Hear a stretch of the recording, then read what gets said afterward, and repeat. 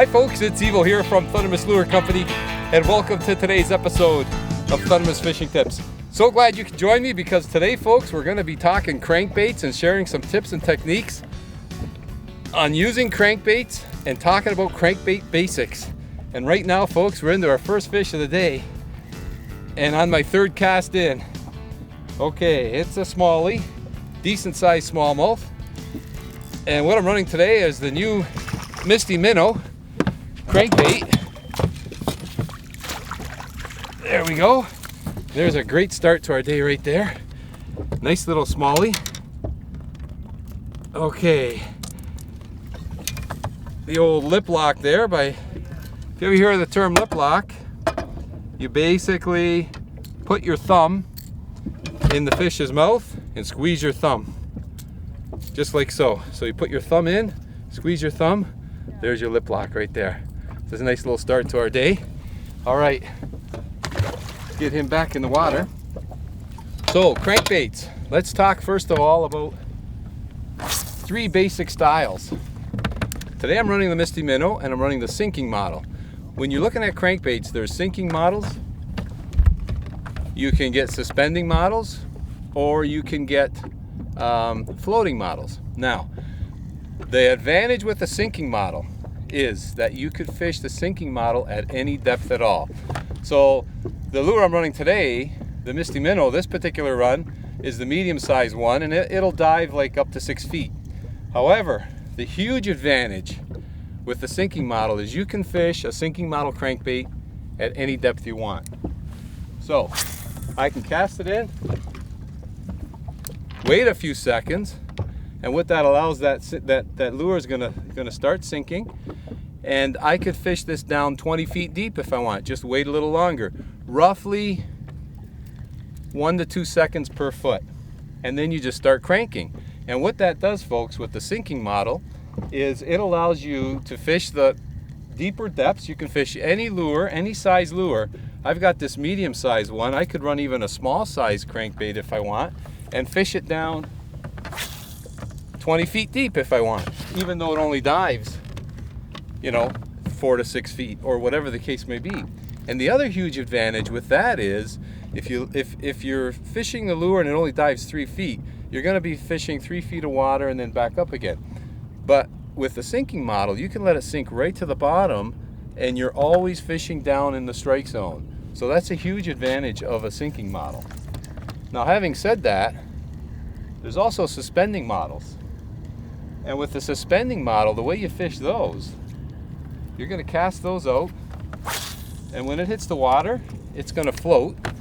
And when you start cranking it in, it's going to start going to its maximum depth. But the advantage here is with the suspending is you can stop cranking, and when you stop cranking, that lure is going to just suspend in the water. It's not going to float, and it's not going to sink. And it's that suspending action a lot of times that will trigger a fish to hit. So suspending models are also excellent to use. And the third model is your basic floating model. And that's, most crankbaits come floating. And with the floating model, again, when you cast it out, it's going to float. And then as soon as you start cranking it in, it's going to dive, hit its maximum depth, and then come back up again. So the thing with the floating model is if you're hitting bottom or you feel some kind of structure and you know you're getting too deep, you can just let it float up a bit and then keep cranking. So that's kind of an advantage with the floating model. So those are your three basic models of crankbaits, and we're hoping to get into some more fish. So stay tuned, folks. We're going to talk a little more about crankbaits. Okay, folks, just hooked into another smallie there. I love casting and cranking for smallies. It's so much fun on the hit. Doesn't feel like a big fish, but oh, there's a nice jump. Both the same size as the other one. But we're talking crankbaits, and crankbaits will come with different lips.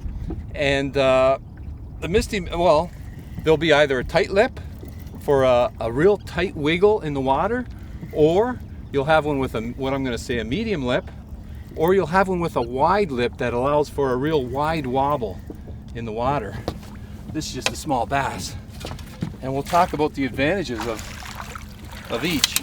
So with a real narrow lip and you get that real tight action as you're coming through the water, that's best for fast cranking. So when you need to burn through a lot of water quickly and you've got a good aggressive action, that real narrow lip is ideal for that. Now, a real wide wobble, a wider lip, you're going to get a wider wobble. Not a bad smallie. And you're going to really get that wider wobble going. And the advantage to there, or when you'd want that, is when you want a real slow presentation.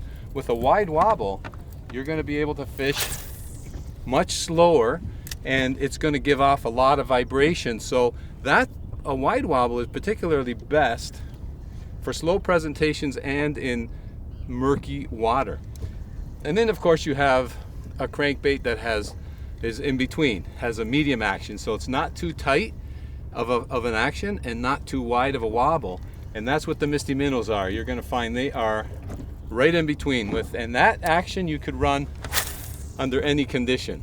So take a look at the actions when you're checking old crankbaits and make sure you pick the right one for the conditions you're fishing. Now let's talk about size of crankbaits. And I'm running this medium size. There's another small, nice little bass, small guy. I don't think I need the net for him. But here's the thing, if you're fishing for muskies or walleye, if you're fishing for muskies or walleye, you know, muskies, you can run a big bait. Boy, we got an active fish there. Come on, Mr. Smalley. Okay, just a little guy. With muskies, of course, you could run a big bait. As you see, I'm running the medium size Misty with for smallies right now. But I could run the large size as well. I can even run the real little size. And the advantage of running a real small crankbait is that all fish will generally hit a small crankbait, whereas they might not always hit a big one. Larger crankbaits, when the fish are aggressive, great time to use a larger crankbait. But if you've got a cold front condition or any change in weather pattern, oh, I just had a hit. Any change in the weather pattern, then a smaller crankbait, you got to downsize your presentation. And when you downsize your presentation by using smaller lures, you'll attract those tentative fish and they'll hit. So you can use with confidence smaller crankbaits all the time. All right, let's get back to cranking again. See if I can hook into another fish because I just missed one there. There we go. Oh, I just missed another one. Did you see that? That's 2 misses now. 2 cranks and 2 misses. All right, let's try that again. Okay, there we go. Next cast in. Now, I don't know if that's the same fish or not, but he came up and hit it real nicely. Oh, there was a nice jump. That's the one thing about smallmouth bass fishing, folks. I love it. They're acrobatic, they fight hard, and they're so much fun to catch. Okay, now I'm also running with the crankbait. I'm running a single snap. Now, some people ask me, can you tie a crankbait on direct? Of course you can. You can tie it on direct, but the snap, because a snap's got a little bit of a gap there, it will allow your lure to wobble left to right. I can get this fish. There we go. What the snap does, folks, is it allows your lure to wobble very, very freely and gives you the maximum action that you can get off of your lure. Whereas if you tie it direct, you'll still have action, but because you have a knot on the end of your lure, it could actually choke that action a little bit. So the snap is definitely the way to go. And you don't necessarily need a snap swivel. I'm just using a single snap. It's a nice size smallie. I'm just using a single snap today. And with the single snap, you don't need a swivel because I'm all wrapped up here. You don't need a swivel because the lure is wobbling. It's not spinning. So you can use a snap swivel if you want. However, you don't necessarily need to. So a single snap it is today for me. It's allowing my lure to work very, very nicely. I'm letting it sink a little bit. The other thing, just to go back to that sinking again, most crankbaits will dive down, hit their maximum depth, and then come back up again. So if you look at that, you're only in the strike zone for a short period of time. With the sinking crankbait, you can let it sink down right down to the strike zone and then start cranking, and you get a much longer time in the strike zone before you come back up again. So just another little tip on the sinking models. Okay, the other thing I really like to have fun with is on the retrieve when I'm fishing with crankbaits.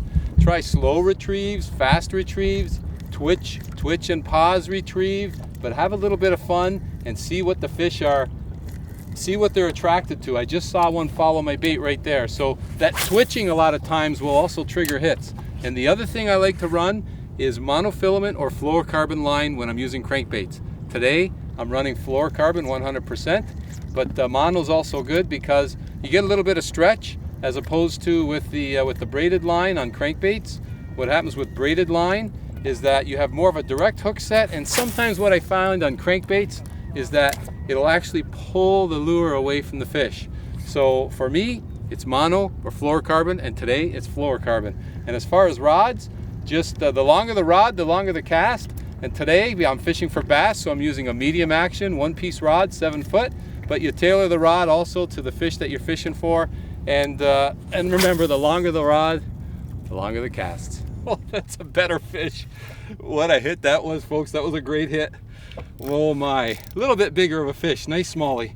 Boy, I love this. You know, the other thing I like to talk about are colors. Oh, colors and rattles.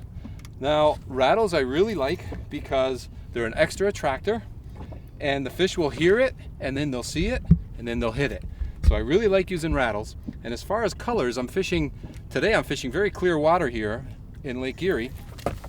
And I like to run more of the naturals and the silvers color lures. There we go, in the clearer water. And I like to run the gold color, for example, in darker or murky water. Now, having said that, I would also run the gold on a dark cloudy day as opposed to the silver, which I'm running today. I'm running the silver, and I'm also switching up between the silver and the natural. There we go. There's a nice smallie right there. I'm switching up between the silver and the natural because we've got this bright sun, and that silver really reflects a lot of sunlight and allows for a lot more attraction for the fish to hone in on and hit. So you know what, folks, crankbaits, good for covering a lot of water, looking for aggressive fish, a lot of fun to use in the catch. And I hope you get an opportunity to do that, folks, someday, because catching bass or using crankbaits in general is a lot of fun. I want to thank you ever so much for tuning in to today's episode of Thundermist Fishing Tips. And as always, until next time, good luck and good fishing. Quick photo for Facebook, and back in he goes.